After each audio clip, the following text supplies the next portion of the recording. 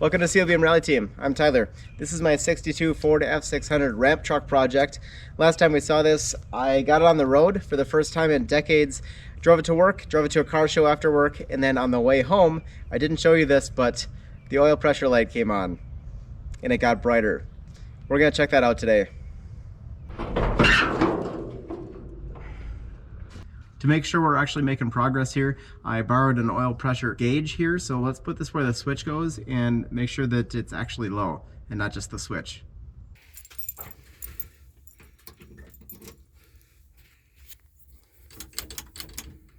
Ready? Start recording.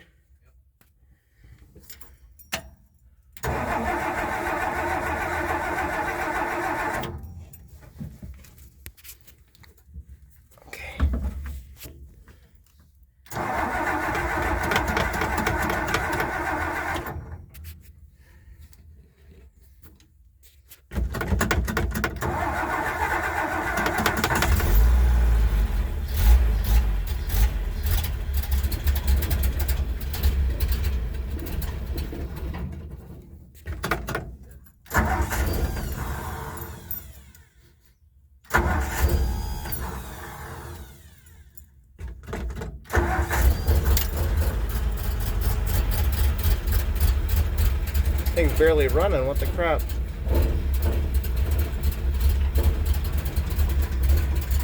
It smells like oil.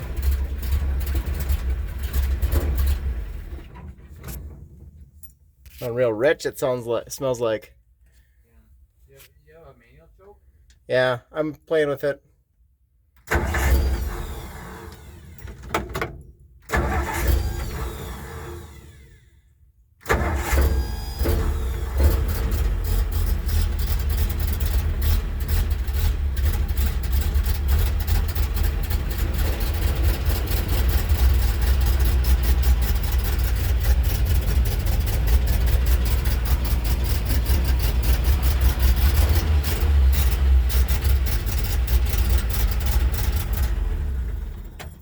Something's going on with this thing. This is ridiculous. I have no idea. But I can't see anything. Oh, the gas just... Oh, holy shit. What's running up here? Oil? Oh, God. Is that from the valve cover gasket? Did I not put the valve cover? No, it isn't. The gasket's there. there. Looks like it's from a manifold. Oh, it does, right under the manifold. We're gonna make the dubious decision to get in here and start it and see if we can see where the oil's coming from. Go ahead. Go again. Whoa, hold on. I'll shut her down. It must be pushing oil through the cylinders or something, I don't know. I thought, yeah, but where's it spraying? I mean, it would have to be going through the exhaust. If the exhaust runner is cracked or something right near the runner is cracked and it's burning oil, it would have to be throwing oil out of the cylinder. It never burned that much oil before. No, but something happened. And something happened after I parked it somehow. But the funny thing was, when I saw the oil light, I thought, oh, it might be low on oil. Couldn't really read the dipstick very well, so I bought a quart. I put a quart in, and it was then I think a little quart high. So I don't think it was Not a whole quart high. I don't think it was losing oil. I don't know. We got a lot more to do you here. Overfilled it? Probably, but I mean, I couldn't really read the oil level, so. If you're overfilling it, it would push it out. I mean, you're not supposed to do that, right? Yeah, but you wouldn't think it would react that way. My initial assumption was that there was some old oil sludge stuck in the oil pan, and by not running it very long, I hadn't really dredged it up yet. And the assumption was that when I went on a longer drive and the engine got fully up to temp and really going, that maybe it worked up some gunk in the oil pan and got stuck in the pickup tube. But now we're seeing that it actually has strong oil pressure at the oil pressure switch. The question is, what's up with all the smoke and why is it dripping oil really badly? why didn't it do that when I got home from my drive? Why is it doing it now? So we have a little bit more disassembly to do before we answer some of those questions. Stay tuned. Well, that's a problem. I think we found our main problem here, actually. There's fuel in the oil, and a lot of it. Like a lot of it. So, that's interesting.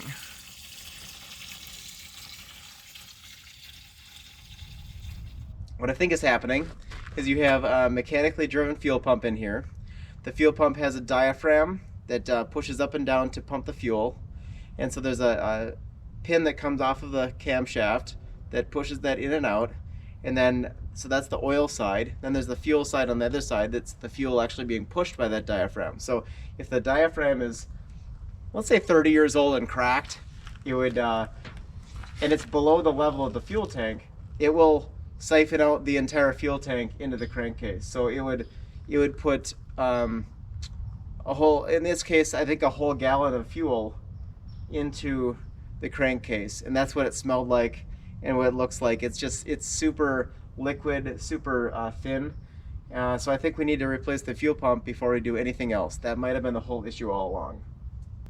Well, we don't know when it started either. We don't know when it started, but I think that when I took it out and I did that first drive, I think it was actually being leaking at that point. I think I had broken the seal on that. So now we got to source a medium duty Carter fuel pump for a 62 Ford F600. Here we have it, the fuel pump is off. I actually had to pull the lower radiator hose off of the truck to get this thing out because it's kind of tucked in there, but we got it here. It is an AC unit. I think it's a Carter style, and I'll put the information up on the screen here and in the description in case you have a similar unit. People are selling new old stock or rebuilt fuel pumps on eBay from, I don't know, $35 up to $260 right now. The problem is that I don't know when they were rebuilt, and it's very likely that they could have the same problem this has, where it's just dried out. So I think the best option is to get a new rebuild kit and do this myself and make sure that this thing can be in operation for a long time. The beautiful thing about these old mechanical pumps is, you know, you can rebuild them many times, and there's nothing to them. There's no motor to break. There's no electrical hookup. It just runs off the engine, and that's it. So what we have in here is a little hook in here, and that hook goes into this kind of sewing needle looking thing. So you have to push this in and hold that hook up, and that'll kind of unhook itself. The biggest thing that I think is probably happening is it's probably leaking past this diaphragm. I don't see any holes here, but oh, there's some cracking here. Could be forcing it past with pressure. I don't know. Definitely worth replacing. Another thing I noticed was a bunch of these little springs, probably like 5 of them, that came out of the top of the lever area in here.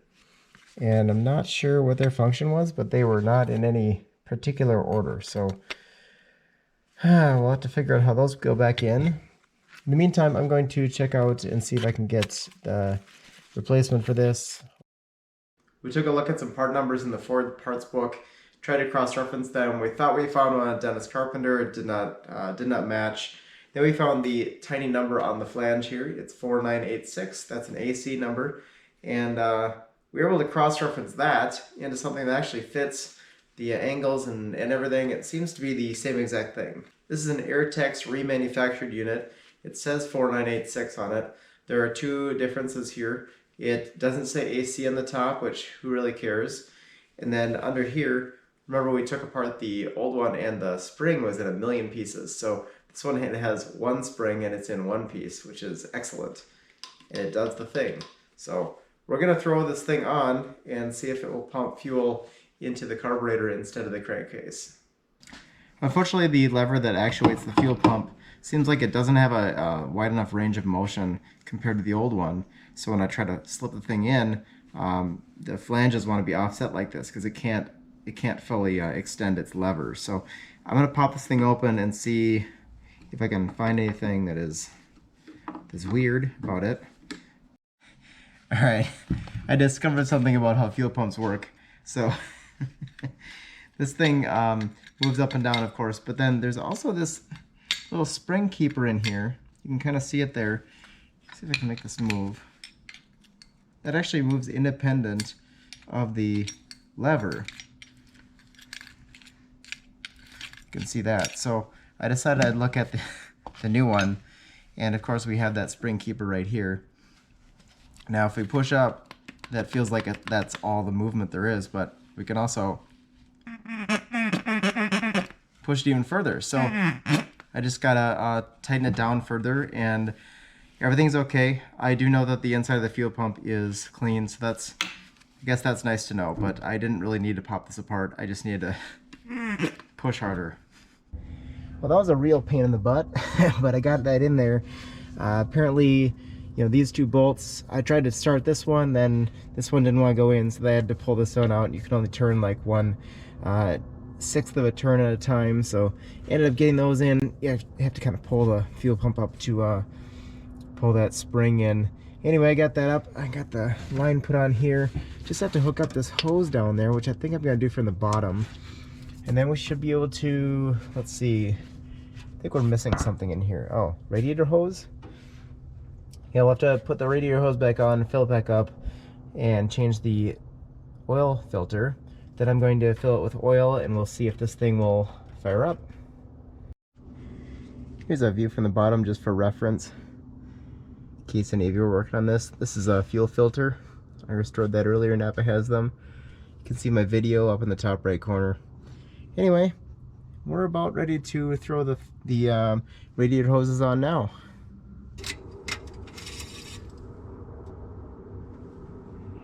Looks pretty good. I'm gonna turn it over.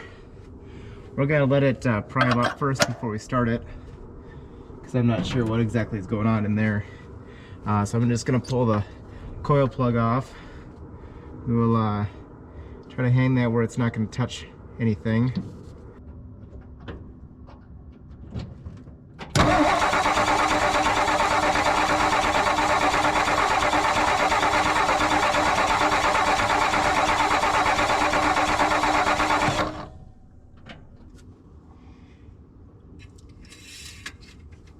We're gonna crank it over again and see if we can get some pressure out of it now. It might just take a little bit of cranking to get that oil all the way up in. I did not prime the oil filter when I put it in because the oil filter is sideways, so it's really hard to do that. So it might be just filling up the oil filter.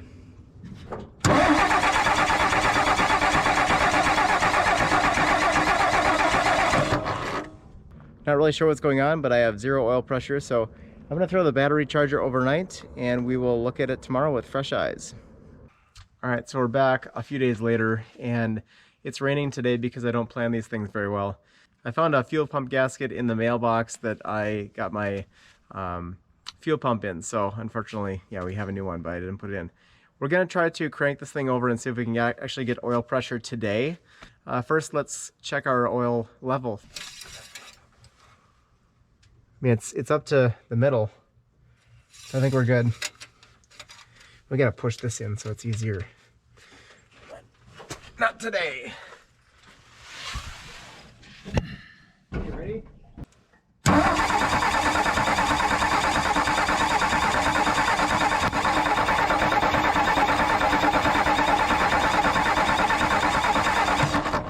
Nothing.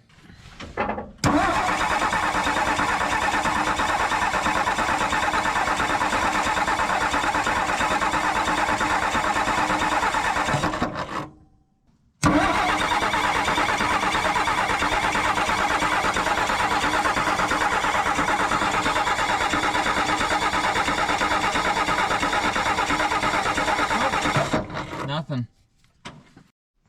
Just pull the oil pressure gauge out and there's no oil in the end. So I guess oil's not getting to that. I wonder if we should just bump it over like that and see if... You could hold your finger on it. Yeah, see if oil gets to there.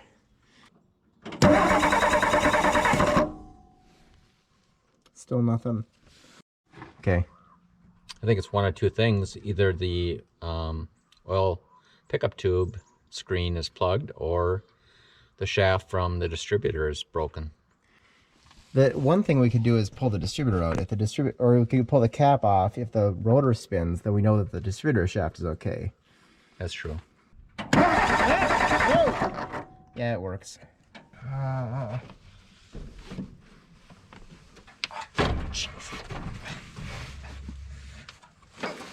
Okay.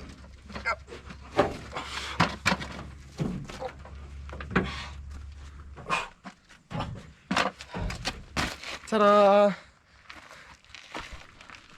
It's about a week later now. It dropped to about 30 degrees outside. Now it's around freezing, and since I can't figure out what's going on with the oil pressure up top, I'm gonna have to drain all that new VR1 oil out, and we will pull the oil pan off, see if there's a clue down there. Hopefully it looks good. Oh, it looks gorgeous. That's what it should look like.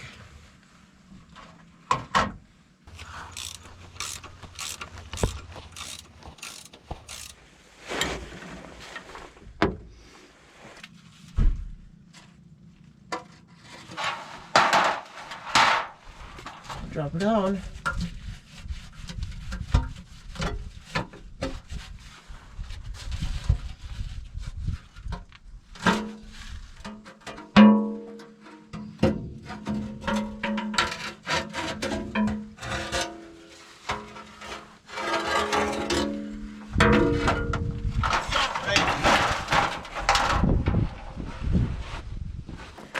One thing I really like about this is that it has a flat mounting surface all the way around.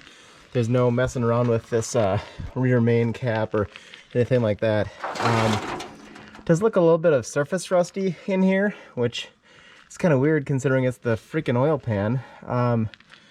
But oil looks pretty good. There's a little bit of sludge in there down at the bottom.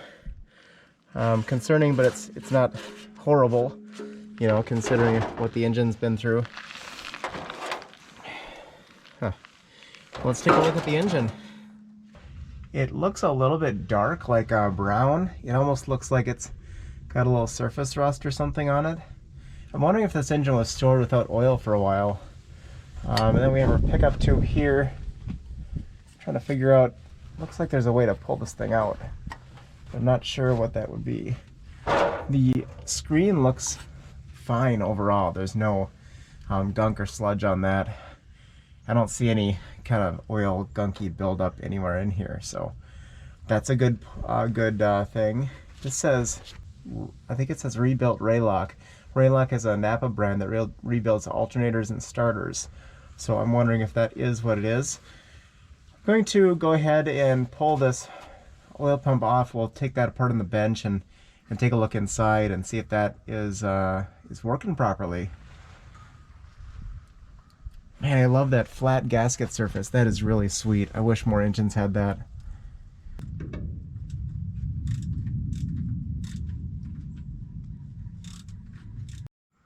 So you can kind of barely see in there.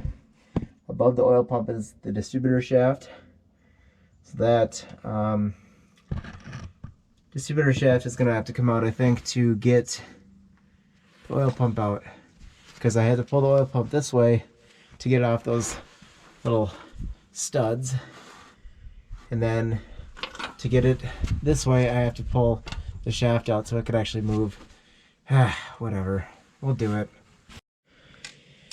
Well, the vacuum line stayed on the truck, unfortunately, so I'll have to get a new one of those.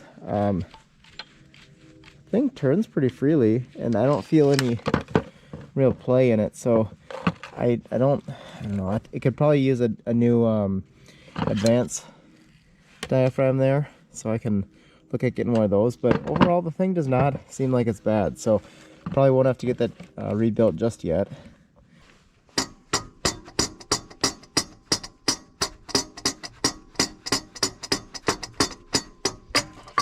There we go.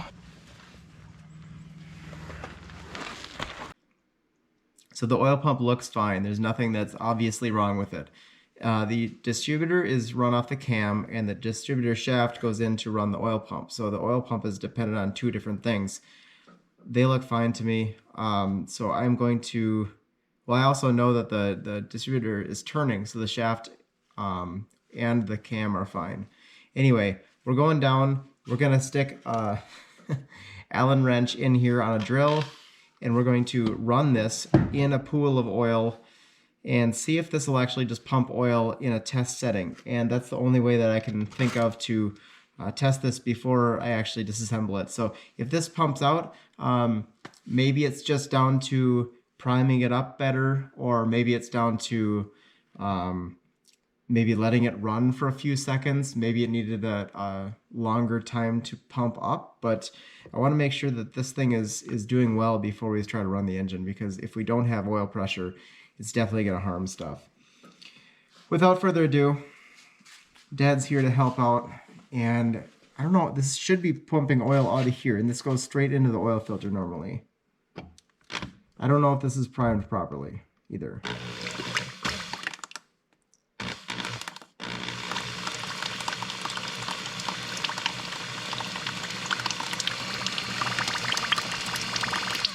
Well, that looks like it's working. Yep. It's actually pretty cool to watch that, and it pumped quite a bit of oil out of this jug here. So I don't know, what do you think?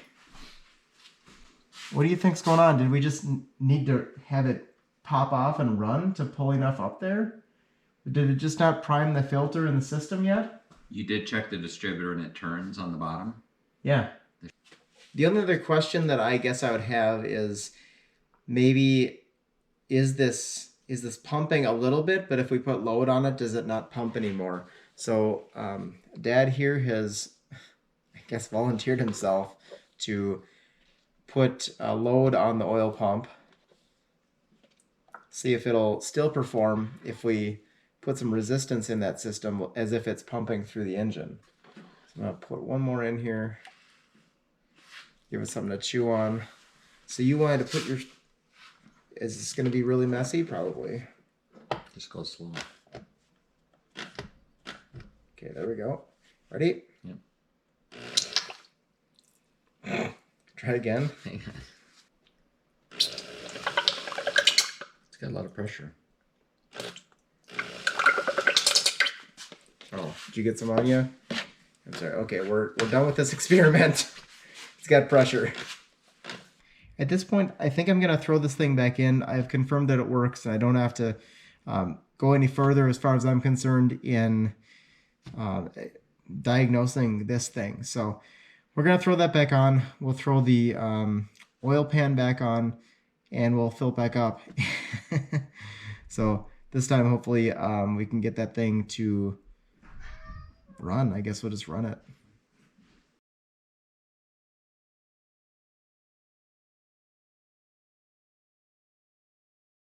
All right, it's pretty dark out. It's probably 8:30, but I wanted to get some stuff done on this truck tonight, so I apologize for the low light. We got a, whoa, we can't see anything. Got a new vacuum line on there, nicopp, and I'll put the part number for that fitting in the description. It's available at Napa. It was same day for me. So we're going to, oh, we also got some coolant in there. I'm going to start this thing up and get it running, get the coolant circulating, and then top off the coolant. And I'm hoping that I can take the truck and spin it around here and park it up by the garage to make it a little bit easier to work on it later this week, or I should say tomorrow. So let's see how this goes.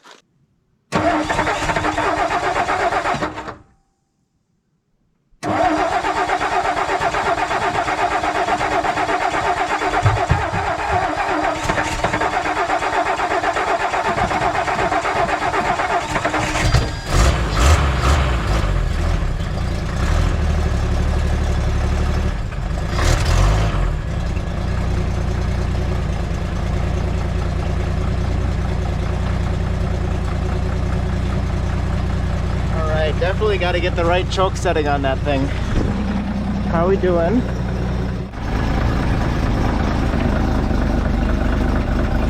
Oh, did I hear me? Where's the throttle? Alright, the coolant level is looking pretty decent. It's warmed up enough to be somewhat happy, I think. Pretty low on fuel. But I think we can probably turn this thing on around in the driveway pretty much the way it is. So let's try this. Alright, I can barely see the oil pressure gauge in the engine bay, but it's still reading between 30 and 40, I think. The truck's idling there pretty smoothly. Obviously, it's got some oil to burn off of the engine. It's a little bit eye dropped, a little bit. It was just from when it had way too much fluid in the crankcase. So this is looking really good. Unfortunately, it is snowy out here. It's been snowing probably like 5-6 inches in the past day and a half, 2 days. So I can't drive this to work yet because I'm gonna get soaked with the holes in the floor. But my goal is that even though it's salty out, the cab is done anyway. There's nothing that you can do about that. So probably gonna try to drive this to work in the cold. Probably have to put flannel pants on, but really happy about that. Tentatively, I think we solved the oil pressure issue, and I think we solved the fuel and the crankcase issue. I appreciate you waiting for these videos. This video I had to film in a couple different parts just because I was trying to figure out what was going on, and we have another one on the Corvair coming up pretty soon too. I'm pretty happy this is running again, and I'm very excited to drive it again when I can get traction. I think that's it. I'm gonna put all the part numbers in the description or in the bottom of the screen. So as I always try to do, you know, if you are looking for a part number and you can't find it, let me know in the comments. I can help you look that up. And I'm happy to help you with all these projects. It's so cool to have people reaching out and saying they're working on 60s, medium and heavy duties, and awesome to see these trucks on the road. So thank you all for commenting, for joining me on this adventure, and I'll see you later. Press on.